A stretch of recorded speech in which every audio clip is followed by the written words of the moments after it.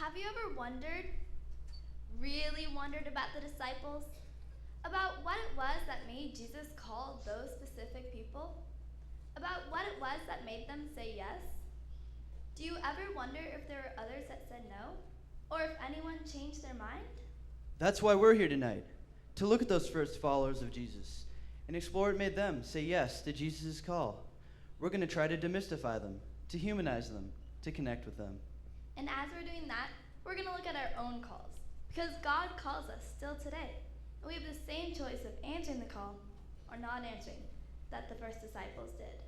Our hope is that by getting the disciples out of the dust of the past, by bringing them down off the pedestals that 20 centuries of ritual and worship has put them on, by looking at their humanity rather than their saintliness, we will see how much like us they are.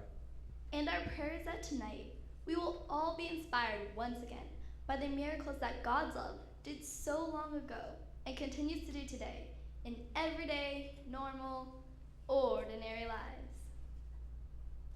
All right, listen up. We're responsible for putting together the annual Living Last Supper scene for a Maundy Thursday service. I need 13 guys to do this. I'm gonna need more than this. Come on. I need 12 disciples plus Jesus. This is a big responsibility and a real honor. Question, why does it have to be guys? Well, we're doing exact replication as we can of Leonardo's The Last Supper. That's a famous painting of Jesus and his disciples. So? Well, so they're all men. Says who? Says Leonardo. Says the Bible. Says, I don't know, God. God says disciples have to be men? Well, not disciples in general, but these disciples were men. Says you. No, it's not my idea. It's who Jesus called, and that's who Leonardo painted. How do you know Jesus didn't call any women? He did. He called all kinds of people, but the 12, his closest apostles, were men. That's just the way it was. But how do you know? It says so in the Bible. How do you know the Bible is right? After all, it was written way after the fact. And by men, I might add. Ashley, listen, I'm not going to get in this argument right now. I'm sure Jesus loved men and women and children and animals and everybody. But the fact remains, he called 12 men to be his disciples. That's who Leonardo painted, and that's what we're recreating. But how do you know that's who Leonardo painted? What on earth are you talking about? Come on, haven't you read the Da Vinci Code? The Apostle John in that painting was really Mary Magdalene, a woman. So you'll believe a popular work of fiction over the Bible? Please. Yeah, why not? It was better researched, and it doesn't have an agenda like the Bible. Ashley, everything has an agenda. Don't you forget that for a second. Listen, it doesn't look like we're gonna have enough guys anyway, so there's no reason why a few girls can't play some of the parts. But the important thing is we get started on this, so we do a good job. Now, who's interested? Great, you can meet Peter. You'll make a good John. You guys can meet James and John. You can be Philip. Here's our Bartholomew. Oh, you'll make a great Thomas. You're always doubting everything anyways. Matthew. The other James. Thaddeus. The other Simon. And let's see. You can be Judas. Judas, I have to be the traitor? Just for the scene, just for the scene. Now, all we need is a Jesus, and we're set. Now, don't take this too literally, but you can be our Jesus. All right, I'm Jesus. Bow to me, bow to me. I think you're a little unclear on the concept. Oh, yeah, whatever. And of course, the rest of you can help with the sets and costumes and paintings and props. It's going to take everyone to make this scene.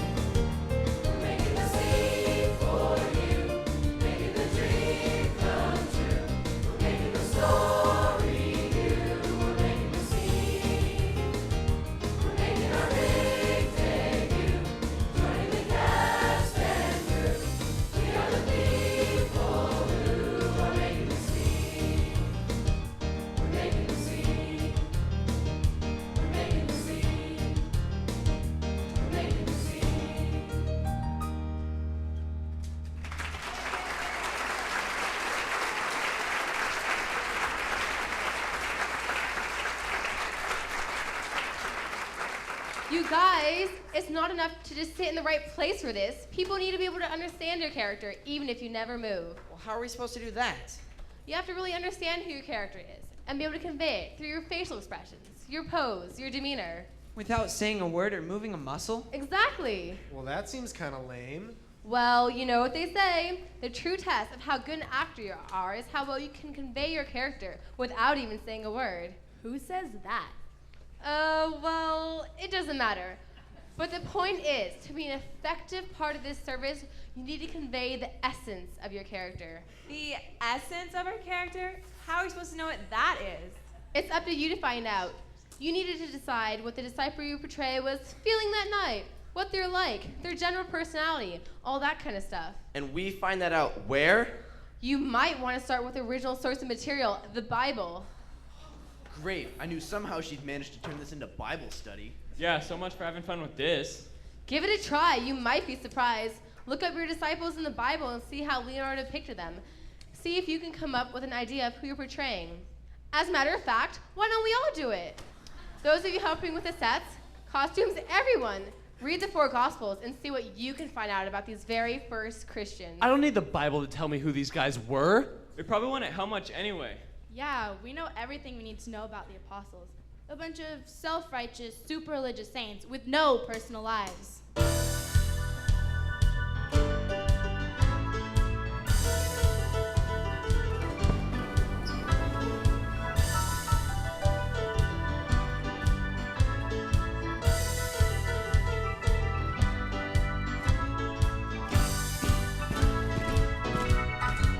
We are the 12. Slick, sleek, happening, the 12. Nothing close to ordinary 12. Chosen by the man himself, the 12. Hey, look at us. We are the 12. The chosen few. That's us for sure. Extraordinary, not like you. Living God's agenda. Says who? Says you. We are the new, the chosen few. Apostle Review.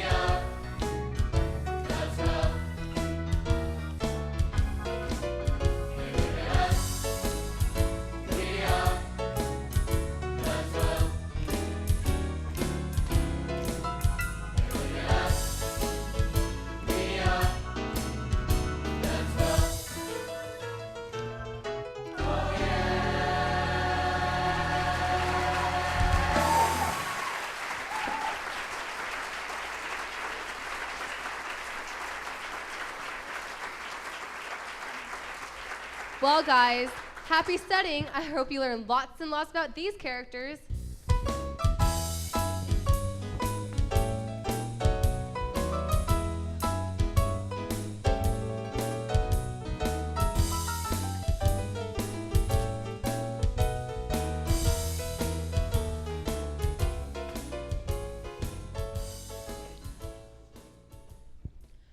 before we get to rehearsing the scene, let's talk about what you learned this week about your disciples. Well, first of all, it didn't seem like they were all that unusual. At least not at first. Yeah, they were just ordinary guys doing ordinary things. Mostly simple fishermen, with a tax collector or two thrown in. Well, I'm supposed to be Peter. I always thought he was this super religious, righteous, holy man, the first pope and all, but from what I read, it seems like he was putting his foot in his mouth more than anything else. Well, hey, Peter, I'm your brother Andrew. We're brothers too. I'm John. I'm James.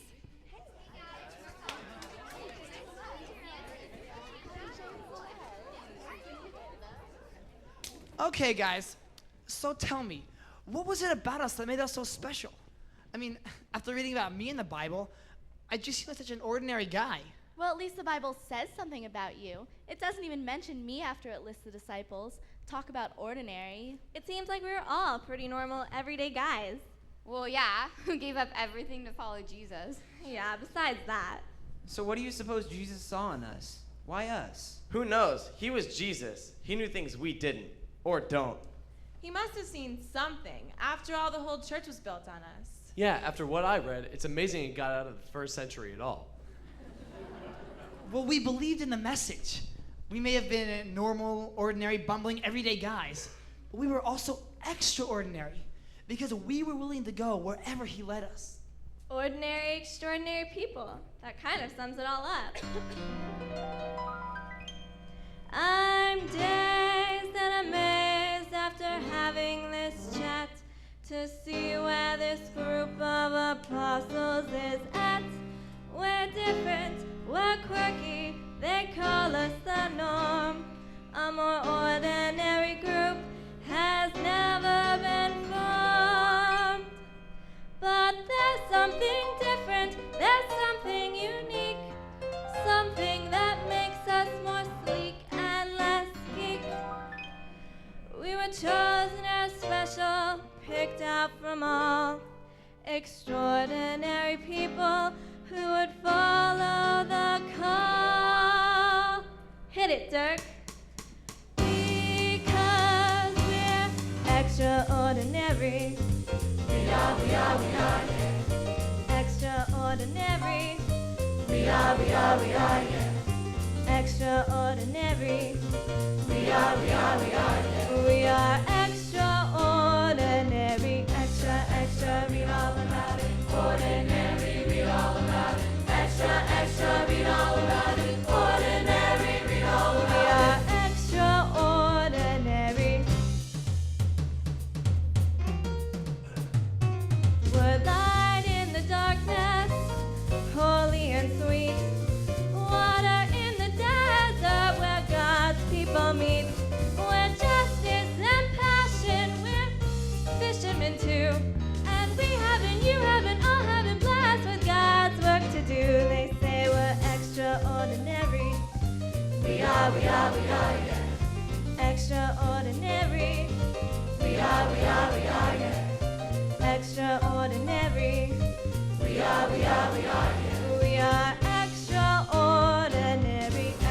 Extra, read all about it. Ordinary, read all about it. Extra, read all about it. Ordinary, read all about it. We are extraordinary. But the mystery it still stands about why it's us who were chosen from everyone with such little fuss.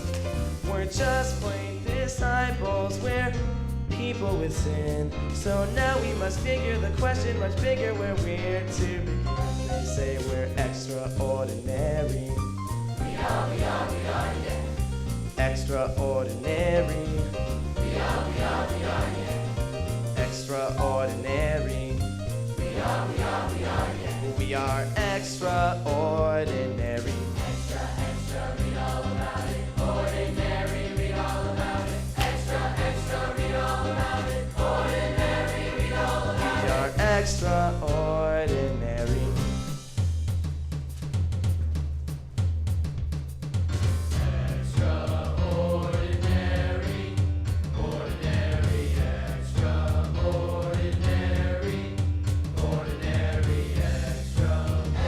Extraordinary.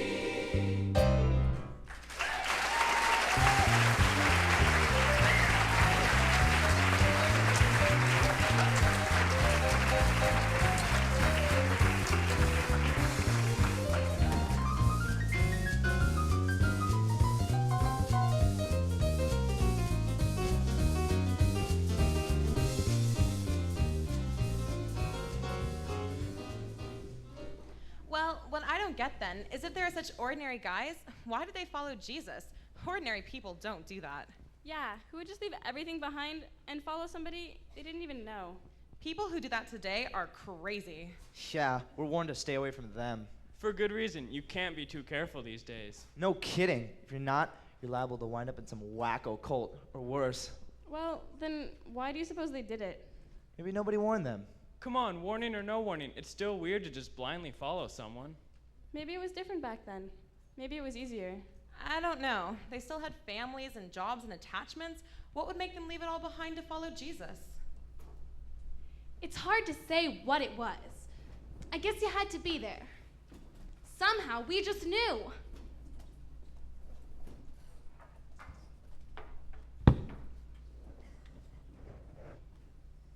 James, back to work. We gotta get these nets fixed or we're not gonna catch anything else all day. Okay, Dad. Hey, John, isn't that Simon and Andrew over there? Who's that with them? I have no idea. How'd they manage to get off work today? Why aren't they on their boat mending their nets or out fishing on the lake? I thought their dad was a bigger slave driver than ours. Well, it looks like they're coming this way. James, John, it's him. It's the promised one. Come on, he wants you to join us. Another promised one? Andrew, I thought you said John the Baptist was the promised one. Well, I thought he was, but he was pointing the way to this guy, to Jesus. The Baptist said so himself. Andrew, you'd follow anyone. Well, that's what I said at first too, James. But when Andrew told me about this guy, there was something different in his voice. He was so excited, it was like he was gonna explode. There is no way I could ignore my little brother. John the Baptist said he was God's Passover lamb. Hey, and then this morning, Jesus himself came to our boats and asked us to join him. He said we were gonna start fishing for people. Fishing for people? Oi! I think you two stepped off the wrong side of the boat. Now, quit this nonsense and go back to your father and his boats. James and John, back to work. But Zebedee, our father knows we're here. When he met Jesus, he knew that we had to go with him. He gave us his blessing. John, James, come on, we can't wait. Jesus is calling us. Dad? Oh, all right, go. Get out of your system. Thanks, Dad. We'll be back soon. Don't be so sure of that. Just make sure you're following your heart in the right direction. We're not sure of much, Zebedee, but that we are sure of. This is where our hearts have been leading us our entire lives.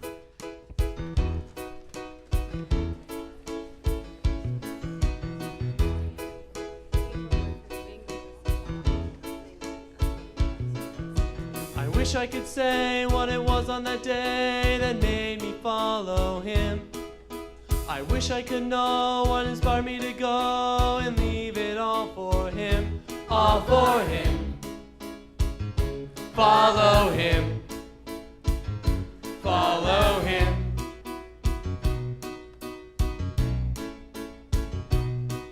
People call me naive 'cause I chose to believe that I should follow him. They said I was crazy, that my logic was hazy when I gave it all for him. All for him. Follow him. Follow him. And yet I chose, and I choose again to join that band of chosen men. I give it all, leave it all behind, because I know the life I'll find. I know it doesn't make sense, just to run violence and made me follow him. Doesn't seem like a win, the way I jumped in and gave it all for him. All for him. Follow him. Follow him.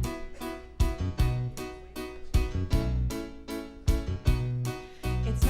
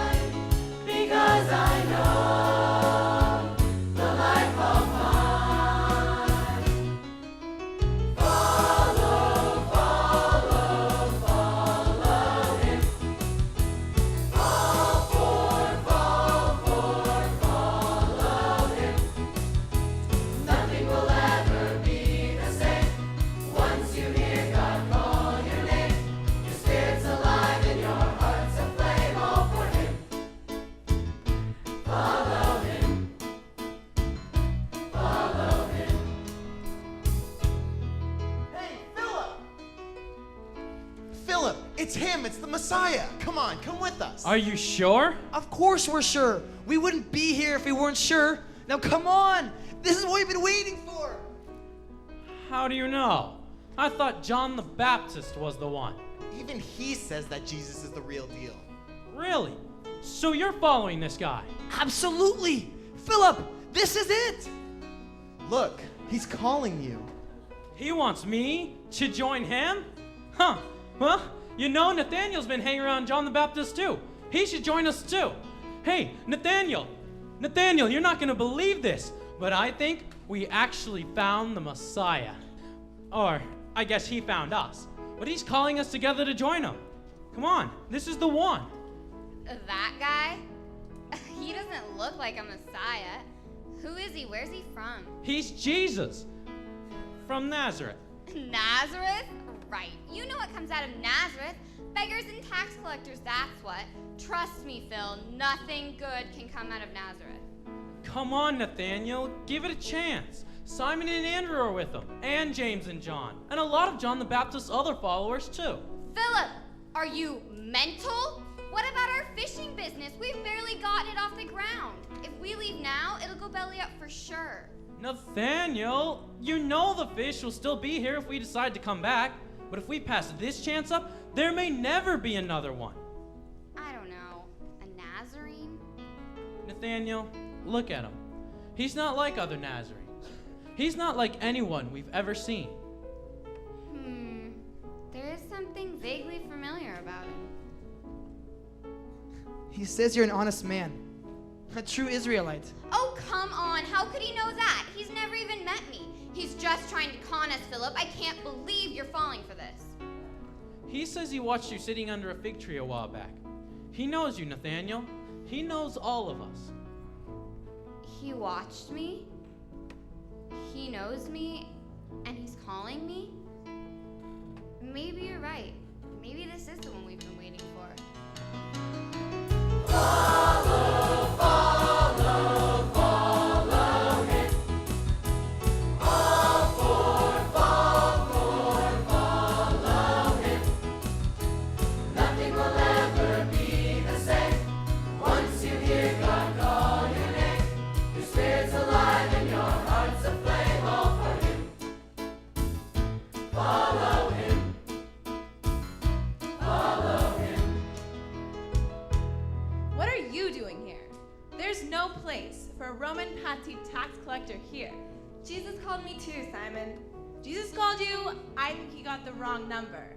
We're starting a revolution to overthrow people just like you. Jesus called me, and that's all I know. Just like you, I couldn't say no. You're a traitor. He came to save us from you. How do you know he didn't come to save us from you? Because he's Israel's Messiah. You're Rome's lapdog. He wouldn't call you. He looked me in the eye while I was in the middle of collecting taxes at my tax booth, I might add, and said, "Come follow me." And afterwards, he came over to my house for a party with my friends and me. He partied with you and your Roman-loving friends? No way. Way. And when the Pharisees freaked out about it, he told them to chill. He said he came here for people just like me, to teach love, not religion. Well, he told me he was here to bring the kingdom of God. The kingdom of God, not of some Roman pretender. You serve the pretenders, he's a fraud, and so are you. Simon, give it a rest. Jesus called Matthew just like he called you, just like he called me. What kind of a revolution could include me and him? This doesn't make any sense. Well, I agree with you on that. This doesn't make any sense at all. But he called us and we're following him. All we can do is hang on for the ride. So are you with us? Andrew, I'm committed to the revolution. I'm committed to freeing our people. Simon, I think Jesus is committed to the same thing. But I also think he's here to free us from more than just the Roman occupiers. He's here to free us from whatever's keeping us from God. But that would be the Roman occupiers. Well, that may be. But there's got to be some reason why he called you and Matthew and a bunch of fishermen like my brother and me, and the women and so many other outcasts to the same revolution. All we can do is follow along and see what this is all about. So are you in? Well, I guess so. Then let's go. Follow, follow, follow him. All for, follow him. Nothing will ever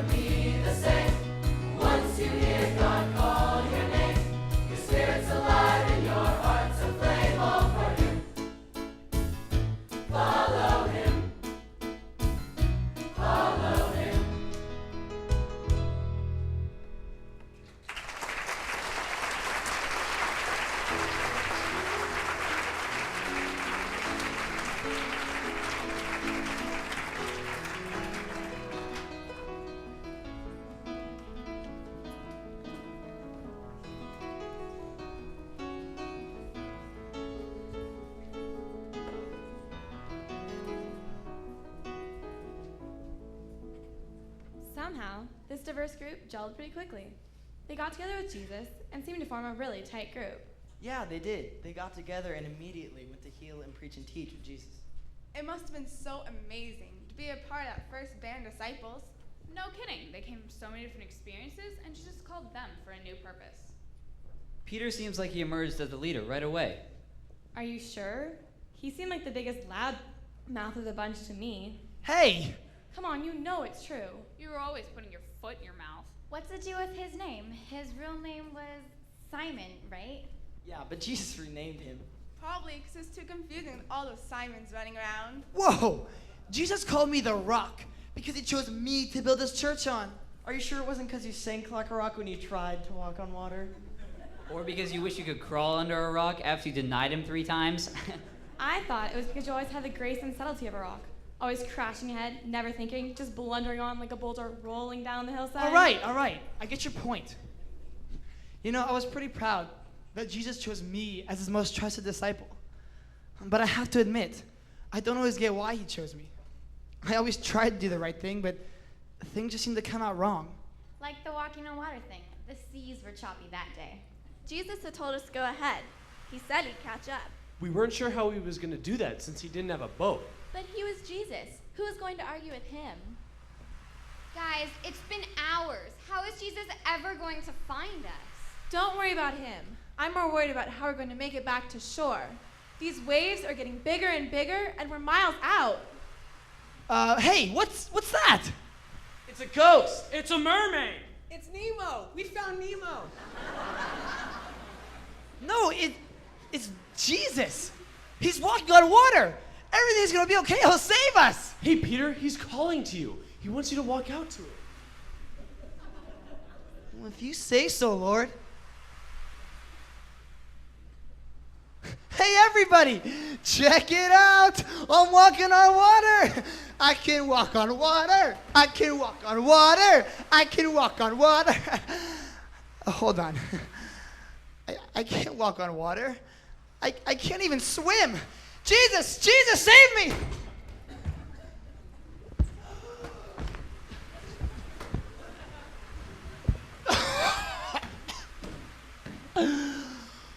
Oh, thank God I'm okay.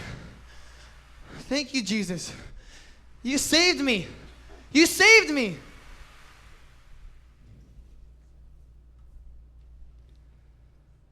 That incident kind of summed up my life with Jesus. Some of the highest highs, like when I was actually walking on the water, and some of the lowest lows, like when I sank to the bottom. Each time I think I would get it, and then immediately realize I didn't even get it at all. Like one time, on the road to Caesarea Philippi, he asked us who he thought he was. You're Elijah. You're John the Baptist. You're Gandalf. He's not Gandalf. He's more of a Dumbledore. Same difference. Same difference. Are you kidding me? You're Christ, the Messiah, the promised one. I got it right. And even though Jesus told me not to tell anyone, I could see the look of admiration and appreciation in his eyes as he looked at me. But that's when he told us that he would have to suffer and be humiliated and die. No, never. I would never let that happen. And that's when he called me Satan. And once again, I sunk down into the waters of my humanity. And it wasn't the last time. When I cut off the ear of the temple guard that night, trying to protect Jesus, he told me to put my sword away. That violence wasn't the answer. That same night, I denied even knowing him. And what's a bunch of rock that night? Yet somehow, through it all, he saw me for not only who I was, but for what I could be. And he never stopped calling me his rock.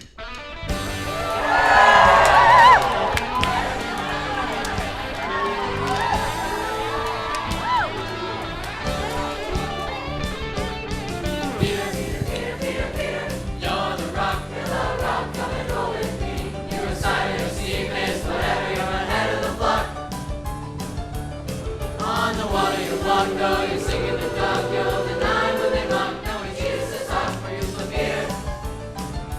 Jesus go rock. From beginning to end, Jesus said I was a real cool guy. cinch that title on the road to Caesarea Philippi. Well, he asked who am I then? I said on the fly, not Elijah, not the prophet, the Messiah guy. And he said, shh.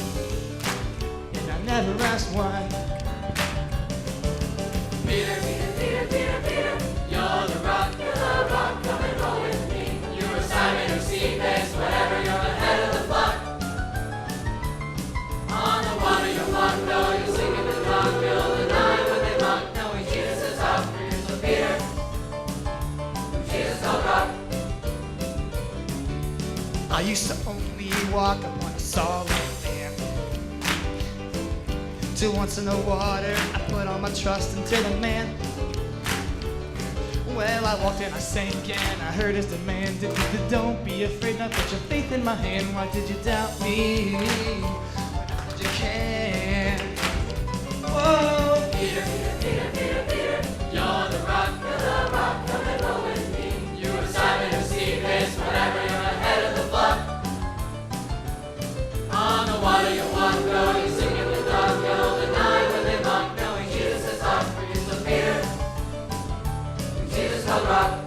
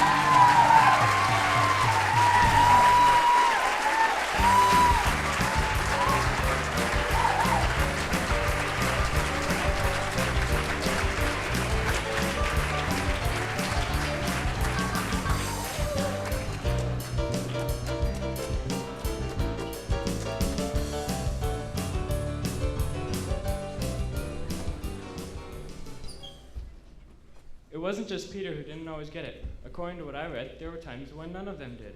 Yeah, lots of times. Kind of gives you hope for us. Well, why is that? Well, if they argued so much about who is right and who is better and who is the true follower, and they were right there with them, how can we expect to do any better? I see your point. I don't know if that should give us hope or despair. Yeah, how can we ever expect to get it? They didn't, and they're right there. Exactly. If we're so far removed from it, we don't have a chance. So what's the point of even trying? The point is that God doesn't give up on us. Just like the first disciples, we may not always get it, but God's patience is limitless. Good thing. I don't know. If it was hard for them, it seems like it's impossible for us. What was hard for them was exactly what's hard for us. It's no different. Right. The hard thing was, and still is, wanting to go back to doing things the way we want to do things, not God's way. But Jesus never stopped showing them a better way, a different way.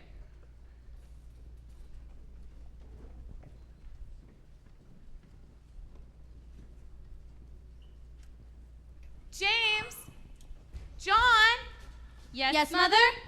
Now listen, you two. We've been traipsing all over Galilee following this guy. And meanwhile, your father's left all alone, tending to the fishing business all by himself. And he's not getting any younger, you know? But Mom, Jesus called us. We've got to keep following him. Well, that's all fine and dandy, but what have you got to show for it? What do you mean? I mean, after all this following and listening and healing and such, You ought to be the first two on the guest list for heaven. Well, Mom, I'm pretty sure Jesus has something special in mind for us. After all, we are part of the inner circle. Part of the inner circle? So what? You know, I always thought you'd become doctors and open a practice in Miami together. But Mom, can't you see this is way more important than becoming a doctor? This is about our souls. This is about salvation. Then I'm gonna have a talk with this Jesus character and make sure he's taking care of my boys. What are you gonna ask for? I'm gonna ask him to sit you at the right and the left side of the Father. Nothing but the best salvation for my boys. Oh, no, you're not. Oh, yes, I am. My boys, the favorites. Excuse me, they're not. I'm the favorite one. You're nothing. I'm the rock. Oh, brother. Here we go with that whole rock thing again. I'm so sick of that. Yeah, Rock, maybe you ought to become a professional wrestler instead of a disciple. Doesn't matter, I'm Jesus' favorite. You? I healed 7 people before you finished your breakfast. What are you guys talking about? I'm the one Jesus called the true Israelite. My boys are the favorites. No, I am. He called me first. Stop! Sorry, Jesus.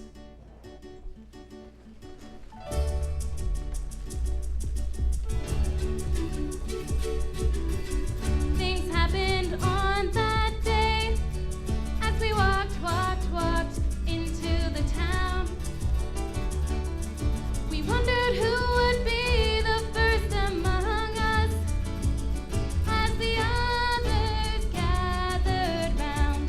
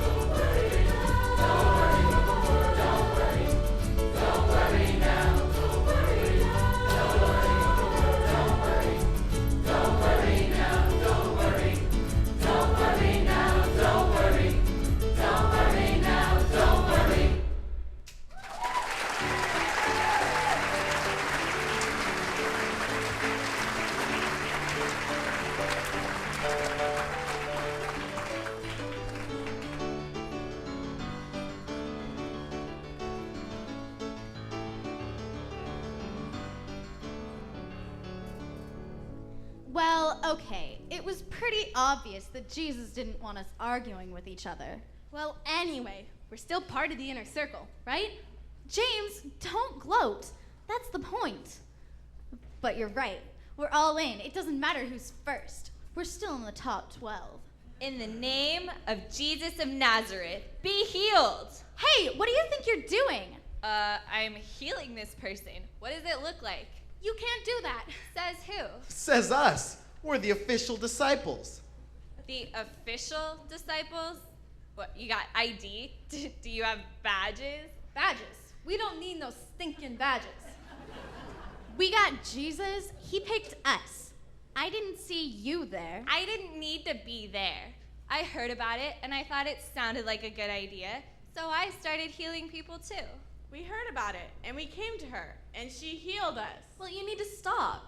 Why should she stop? She's doing good. She healed me. Me too. She's not sanctioned by Jesus, and she doesn't even have a license. Your healing does not have league approval. Well, I'm healed. That's all I know.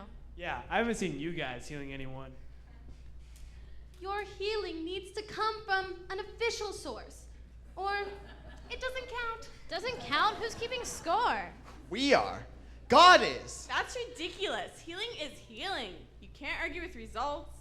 You're playing with fire. You have no idea what you're doing. Maybe, but we're healed. Come on, guys. We'd better catch up. But we're telling Jesus about what you're doing, and you're gonna be sorry. Okay, well tell him hi for me. You're not gonna be smiling much longer. Jesus is gonna smite you, you poser! I can't wait to see what Jesus does to those guys.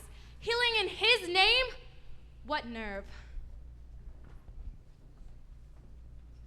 So, these people who haven't even met Jesus have enough faith to heal in his name? Right, and his own followers tried to shut them down. Well, that doesn't make any sense. It seems like the disciples don't have as much faith as the people who haven't even met Jesus. How does that work? I don't know. Things just keep getting turned upside down. Upside down and inside out. Just makes me dizzy.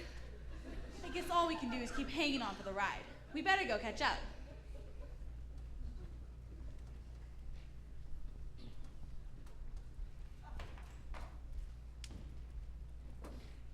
Hey, look, a village. I'm tired. Let's get some water and rest here.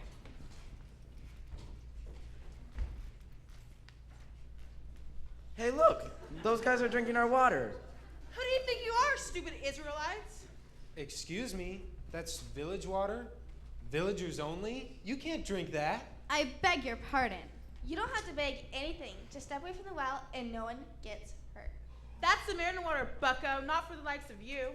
Hey, do you guys have any idea who we are? We're working for Jesus. We're headed to Jerusalem to heal. Yeah, I know exactly who you are. And there's not enough water here for us and the likes of you. Now take a hike. If you guys really knew who we were, you wouldn't be so rude. We're working for God. Yeah, well, let God give you some water then. This is our water. Get lost. Yeah, you guys are the miracle workers. Make your own water. Wait till Jesus hears about this. There is going to be some serious smiting going on here. Seriously, maybe he'll turn her into a pillar of salt. Or maybe he'll flood the whole village out. Or maybe he'll send a plague of locusts on this place. Maybe he'll rain down lightning bolts and incinerate the whole village. Ooh, yeah. They'll be sorry they ever messed with us.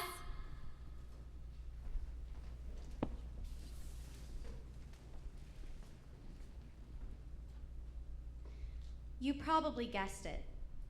No smiting, no lightning bolts. Jesus nicknamed James and me Sons of Thunder. I thought that was pretty cool. I had images of God's mighty thunder rumbling through the villages and the countryside, striking the fear of God into everyone in its path and causing the sinners to turn their hearts to God and prepare for the coming kingdom. It didn't occur to me that maybe Jesus was teasing us. Not at the time, anyway. But as I look back on it, every step of the way, Jesus would counter our bluster with love. No, he said gently, we wouldn't be raining down fire on the inhospitable Samaritans. Love your enemy. No, we wouldn't be rebuking the wannabes, casting out demons in his name. Love your neighbor. And did we really think that we could handle the responsibility of sitting on either side of the master? The first will be last, and the last will be first. Eventually, I got it. We would change the world, but not with fire and brimstone. We would change the world with love. It was God's love that would rain down. God's kingdom is a place of never-ending, unconditional love. It's what he told us all along. It just took me a while to get it. But once I did, it was all I could talk about.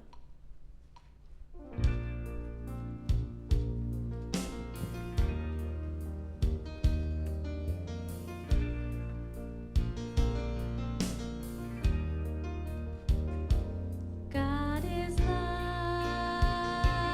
there is nothing else.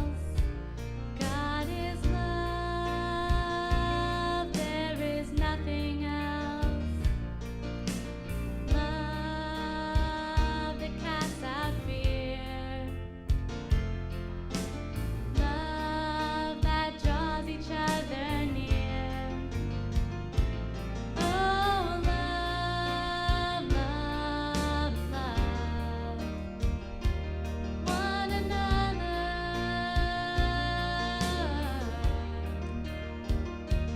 Oh, love, love, love sister and brother.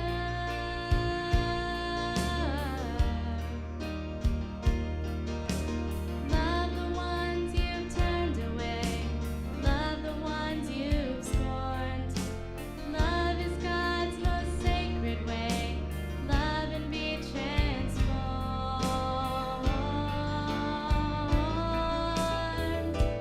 God is love, there is nothing else. God is love, there is nothing else. Love that casts out fear. Love that draws each other near. Oh, love, love, love one another.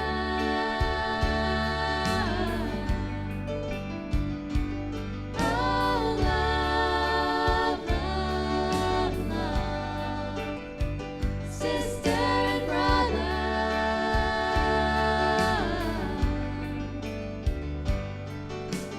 Love's the message and the way.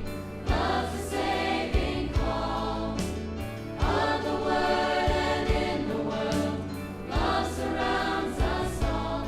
God is love, there is nothing else.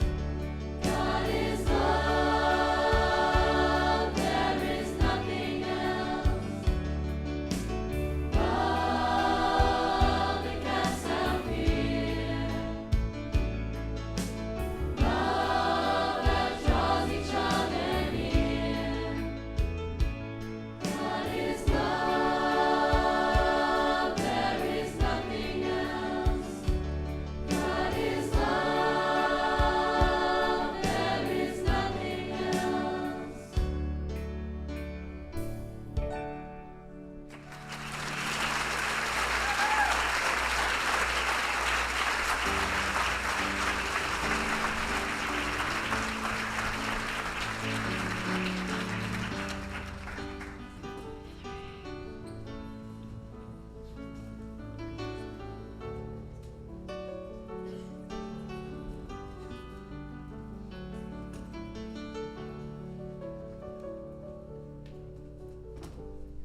The disciples a while to realize that it wasn't about them. And they had to keep being reminded. Sounds familiar. What do you mean? Well, isn't that what we keep doing? We keep trying to prove that we're the ones who have it right, that we're the chosen ones. Everywhere we look, someone else is proclaiming a monopoly on the truth. And anyone who disagrees is out. We want to exclude the ones who don't see it our way, who think about things differently from us. And too many of us work really hard to make sure our interpretation of the truth is the only one that's heard. But that's just human nature. It's that way in our schools, it's that way in our politics and government, it's that way in our churches, it's that way in life. It's the way that God made us. So God made us stubborn and self-righteous? No, but God made us human, which does sometimes include stubbornness and self-righteousness. Yeah, way too often. But God wants us to see something more. It may be the worst part of our nature, but God tried to tell us that it doesn't have to be the part of our nature that wins. That's what Jesus was trying to tell the disciples all along. That God's kingdom is available to everyone, right where they are, no matter who they are. Even though they argued about it and kept jockeying for position, Jesus patiently kept reminding them that in God's kingdom, position doesn't matter. The first will be last, and the last will be first, right? Yeah, something like that. But that takes an incredible amount of faith. Like you said, more than most humans are capable of. Yeah. With us, it's usually more like the first will be first. And the first got here first. And the rest of you will just have to take care of yourselves. But it doesn't have to be like that. But it is. Too often, for sure, but not always. That's the whole point of Jesus' message, and the disciples struggle to get it. We don't have to settle for the way things have always been. Or the way our culture teaches us to be. I guess that's what all those signs and wonders were all about, really. The healings, the miracles, the amazing things that happened in Jesus' presence. They were all to point the way to God and to God's radical new way of love and grace.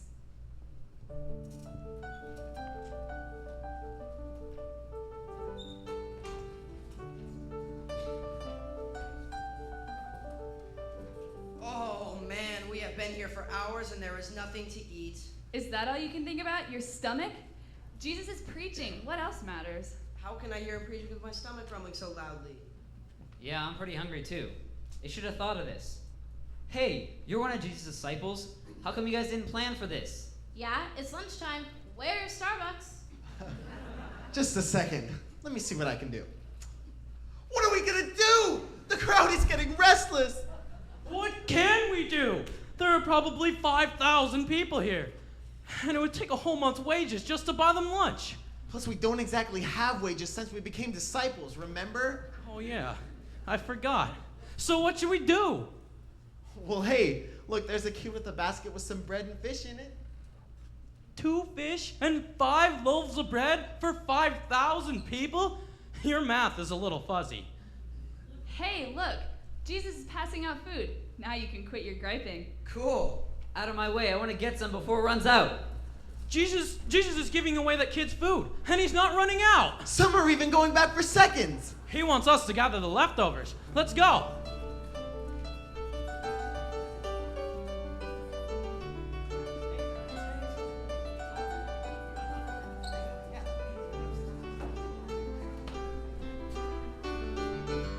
Philip, once again, our faith wasn't big enough. Jesus showed us that nothing is impossible with God.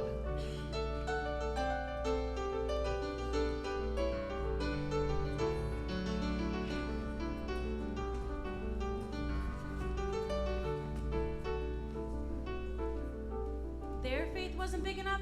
Whose faith is big enough to believe in miracles like that? I don't know. I saw it with my own eyes, and I'm still having trouble believing it. We've been with him for a couple of years now, and it seems like every day something like this happens. Yeah, there's always something to remind us that with Jesus, it's all about complete, unconditional, all-encompassing faith. It's the kind of faith he has. But it's so hard for us.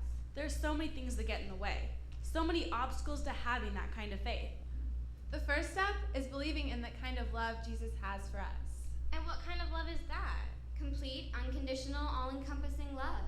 If we can believe in that kind of love, we can have that kind of faith. I don't know. It's so hard. I want to have it. I really do. I just don't know if my faith will ever be big enough. The more we follow Jesus, the more we come to learn. A new surprise, more open eyes meet us at every turn. Each time we think we get it, we soon find we don't know. Our faith we find is undefined, and still has far to grow.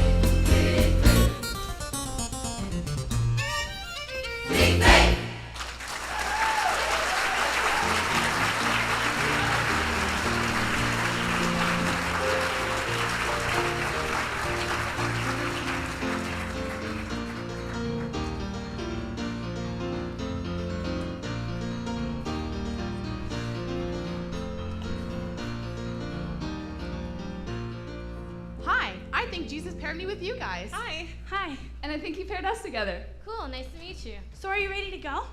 Almost. I didn't quite have enough time to finish packing. This is all so abrupt. I just have to go home and put a few things together. A few things? Yeah. You know, I need my hair dryer and my makeup, and I definitely need some other clothes other than these dusty old things. And maybe I should bring my iPod and a couple of books in case there's some downtime. That's okay. I want to go load up on some granola bars and peanut butter and crackers just in case they don't feed us. Or in case all they serve us is Vegemite. Exactly. So, will we need our bathing suits? Will there be an Oasis on the way? We better bring them just in case. And how about dress clothes? Will we be going to any formal occasions? Bat mitzvahs, weddings, anything like that? Wait, but guys, didn't you hear what he said? What? He said to keep it simple. He said not to load ourselves down with stuff. He said that we're the only equipment we'll need. He said to travel light and to not be an imposition on anyone. Well, I guess I can forget those granola bars. I don't really need my iPod. Guess these clothes are okay. He's sending 70 of us out to heal and spread God's love. How are we supposed to do that? We don't have the power. He's giving us the power. He's giving us the authority. It comes from God. We all have it. We just need to learn how to use it. I guess we just have to have bigger faith. Nothing is impossible for God.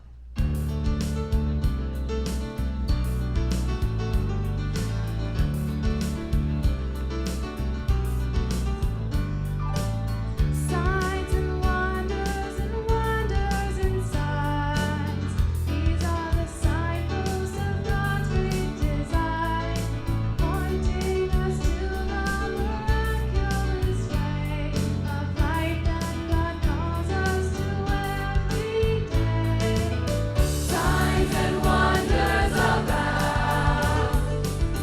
wonders and signs all around. Signs and wonders for all to see. You are the wonder to me.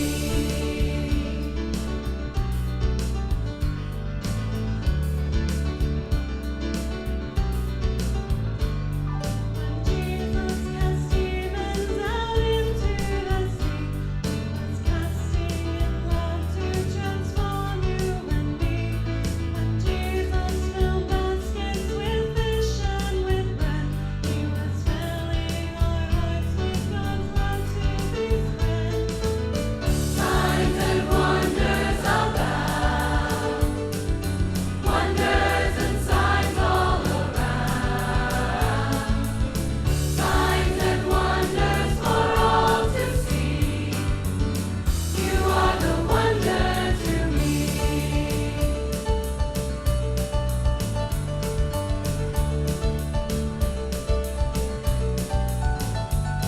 Cast out all our fears, raise our hope from the dead. Feed our deep hunger with your living bread. Free up our spirits and open our minds, so we'll see your wonders and signs.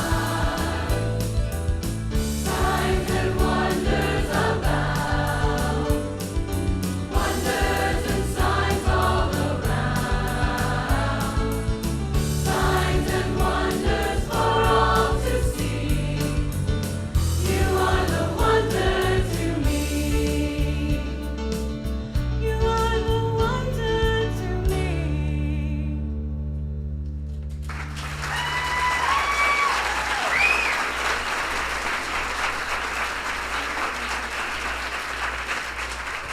You know, all these signs and wonders are fine, but they really don't prove anything. Thomas, what are you talking about? Well, they all have natural explanations. People delude themselves, talk themselves into miraculous healings. People will see almost anything they want to see because they want to believe. But Thomas, isn't that what having faith is all about? Well, sure, but blind faith just leads us to problems. I need some proof.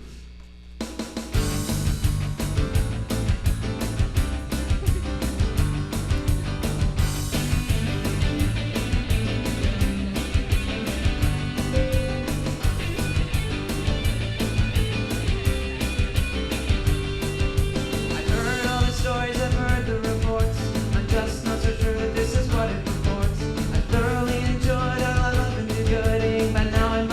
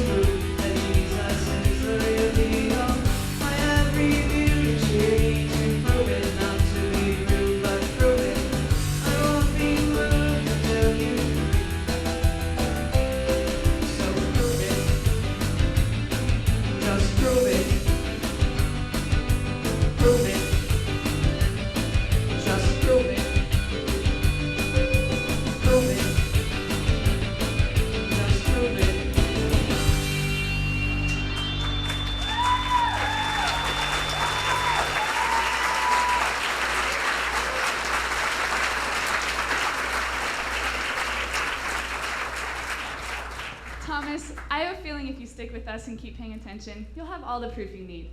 Or better yet, you'll have enough faith that you don't need proof. That would be nice. We'll see.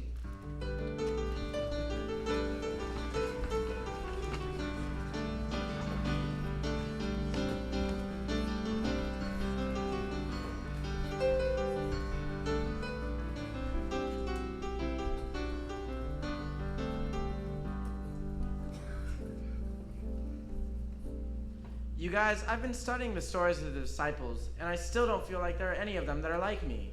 David, nobody's like you. You're one of a kind. What do you mean by that? Only good things, only good things. You're unique. We're all unique. Of course we are. But how are we supposed to model ourselves after these first disciples when we really don't know that much about them in the first place? That's right. A lot of us don't have anything to go on for our characters. All we know is that Jesus called us, and the Bible barely mentions us again. Yeah, the Bible really only tells us about half of them. The other half barely even get mentioned. They aren't even called the same names all the time. I mean, sometimes I'm Thaddeus, sometimes I'm Judas, sometimes I'm Jude. Hey Jude, don't make it bad. Like I haven't heard that one before. Well, at least you don't have the less tagged on to the end of your name. How would you like to go through history known as the less? There are a lot more followers who don't get mentioned at all. That's right. He sent 70 us out with the 12 to preach and teach and heal. Our names aren't even listed in the Bible. Hold on a minute, guys. The whole point is that it's not about getting your name mentioned or getting noticed or achieving status or power. It's about being part of what God's doing in the world. God sees who we are and what we're doing. God knows our names.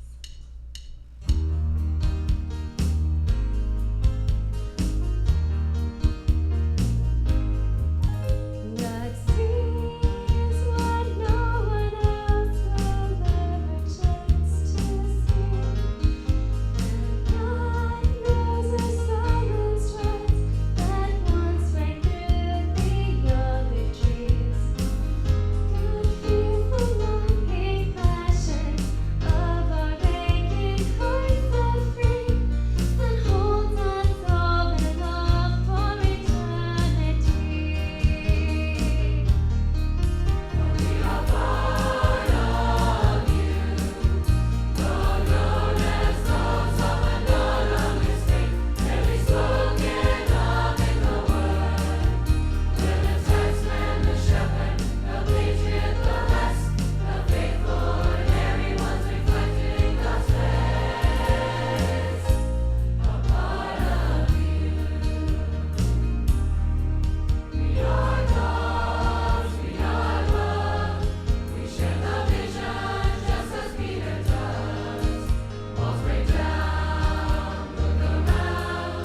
The nameless ones he's also found. Across the land and to the sea, you've heard the things we've done. The miracles, the vision, as we drift into the evening sun. You've seen the sheep we've tended, and the hearts for Jesus we have won. God sees us all the same, sacred one. We are part of you, though known as those of anonymous faith, barely spoken of in the word. We're the taxman, the shepherd, the patriot, the less, the faithful, ordinary ones reflecting God's face. A part of you.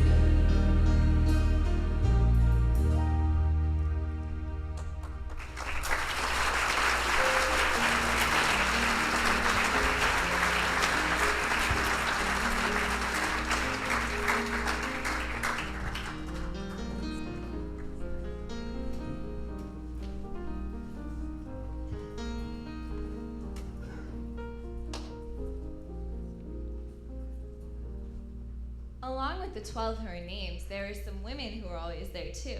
And they're also named. Yeah, mostly Mary. There's Mary, Jesus' mother, Mary the follower from Magdala, and Mary the sister of Martha and Lazarus. They were there every step of the way. They were clearly some of the most important disciples. Then why aren't they listed in the same way? Why don't we talk about them when we talk about the disciples? Remember, it's not about status. That's our invention, not God's. Jesus clearly included them in everything. They seem to be the ones with the biggest faith. They were. They were the ones who always stayed with him, even when he was on the cross. And they were the first witnesses to the resurrection. You can't tell the story of the followers of Jesus without telling the story of the Marys.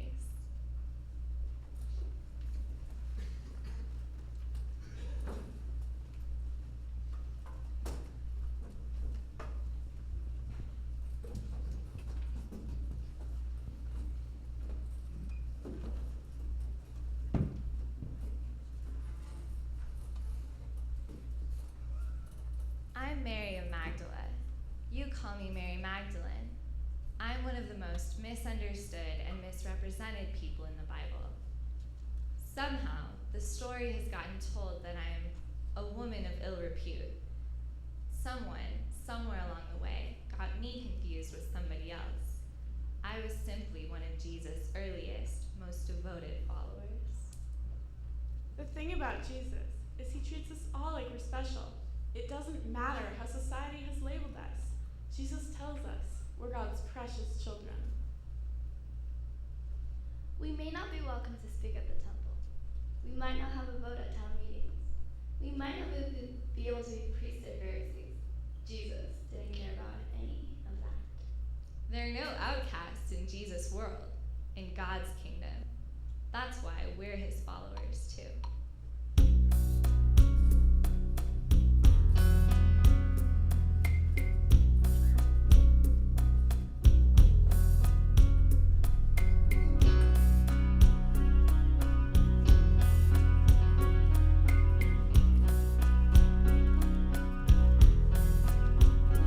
We were there when he was born. We were there on Easter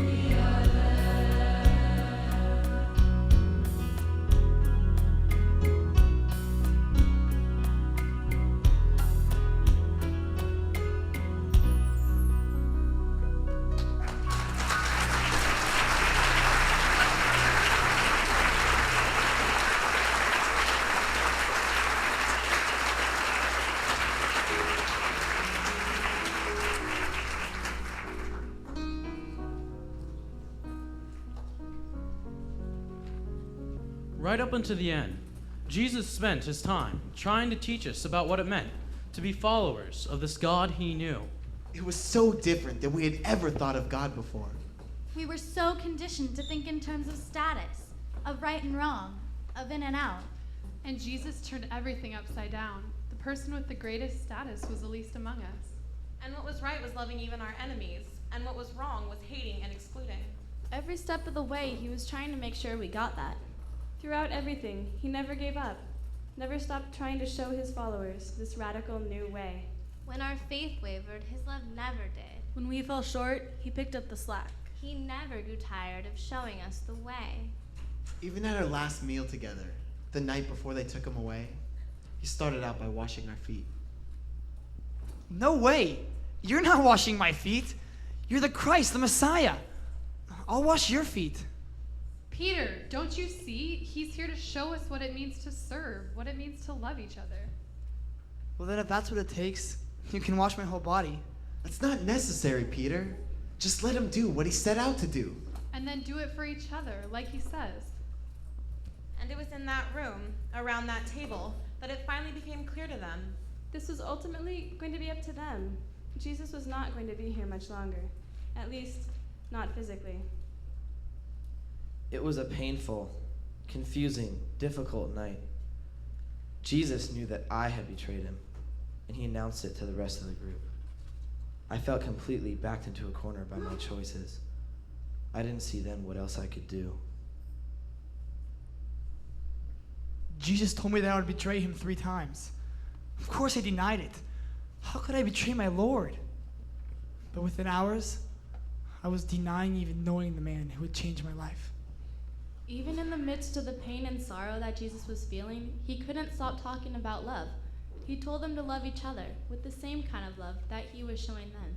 He told them to think of him and God as their friend, their constant companion, and he told them to never stop being friends to each other. We came to that table expecting a Passover meal. We knew that it would be a memorable meal for sure.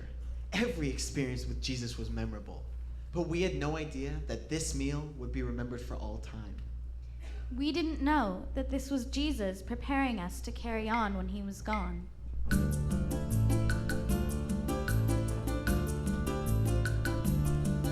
never knew. How could I really know? I never knew that love would be the word to change the world. I never knew he would give his all and sacrifice for me. I never knew. How could I know? I never knew.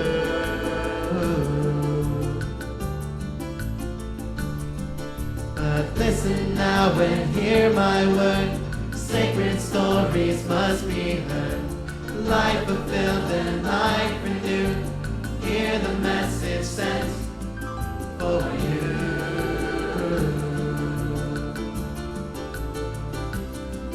It's in this place.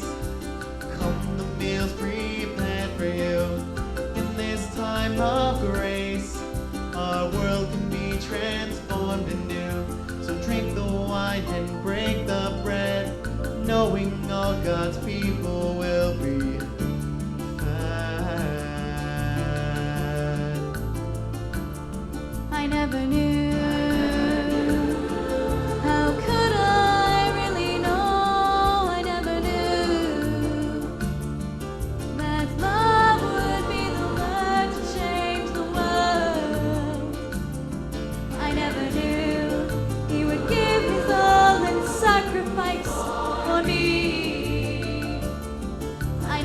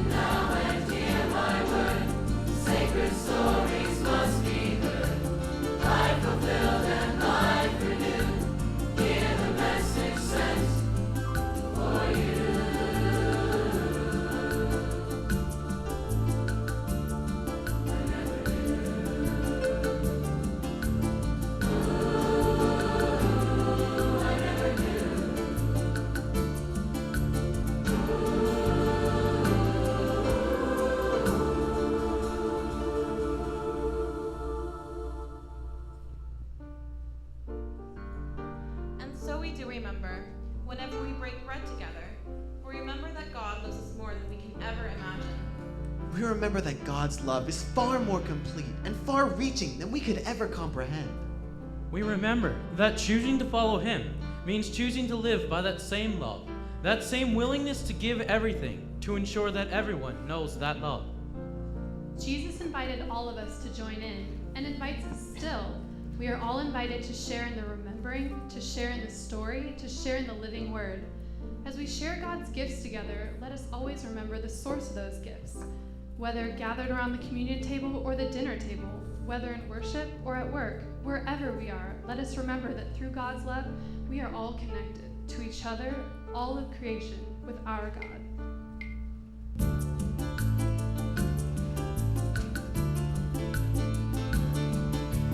Listen now and hear my word. Sacred stories must be heard. Life fulfilled and life renewed. Hear the message sent for you.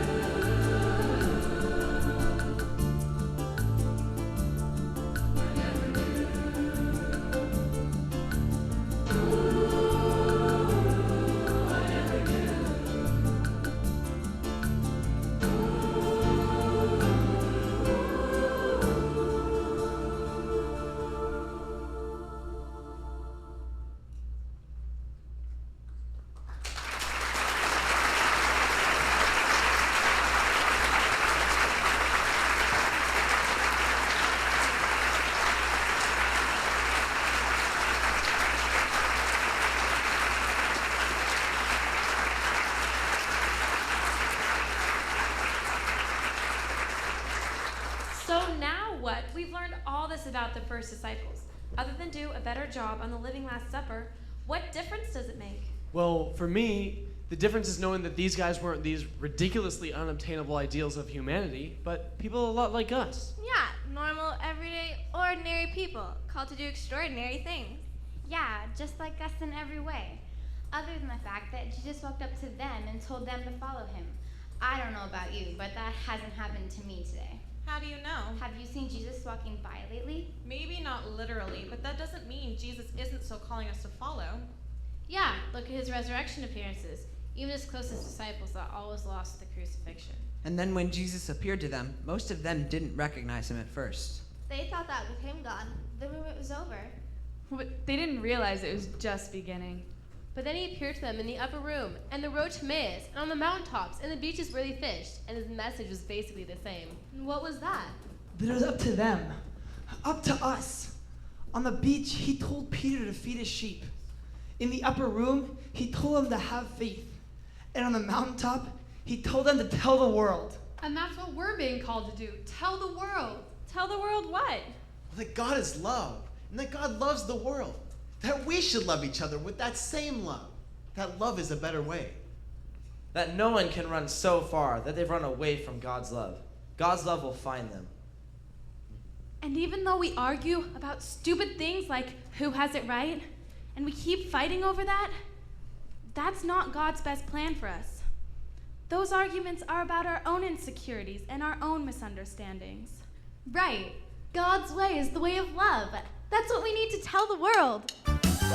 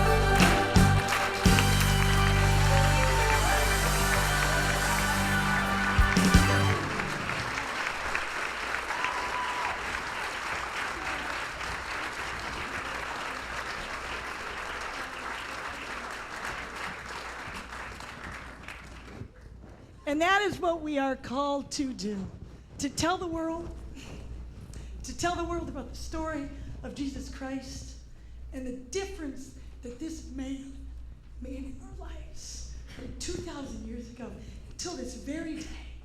And will happen again and again and again. And when we get to Australia 1 week from now, we will keep telling that story over and over.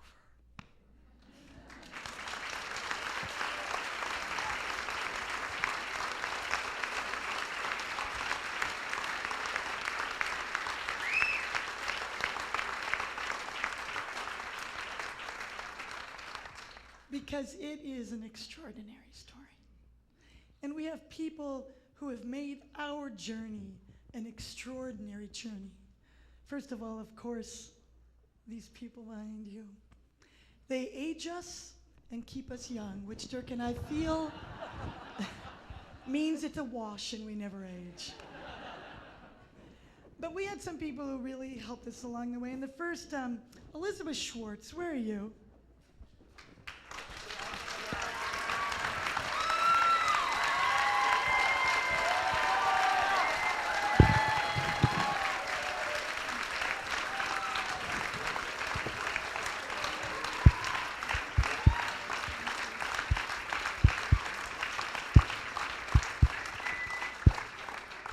Elizabeth spent countless hours working on our auction.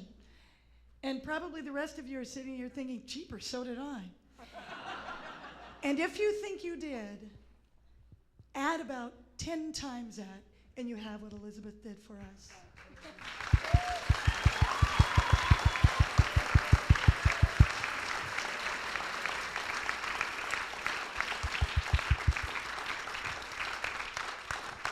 And if you think it's over, I just got an email yesterday, still wrapping up the details from Elizabeth. So a big thank you, because she made it possible for us to raise, I think we hit how much?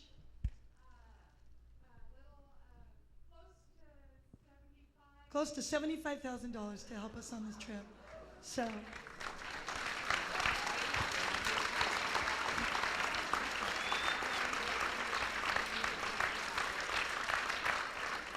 And I've just got to say, the big thing was if we hit 80,000, Dirk would shave his beard. And I haven't seen him without it since the day I said, gosh, you look nice with a beard. We were just dating then, so that was like 25 years ago. He still has it. But anyway, we also would like to say a very special thanks to someone who has spent much time with us. And Kim would actually like to share her thoughts. Well, Gay was our choreographer, and she put tons of hours in helping with all of the dances in the show. And I know that we weren't always easy to work with. And sometimes it didn't turn out the way I think her vision had planned. But we just appreciate you so much, and especially working with the Mary dance. And I got to see all of the stuff you did with Anne Marie and Marissa, and thank you so much.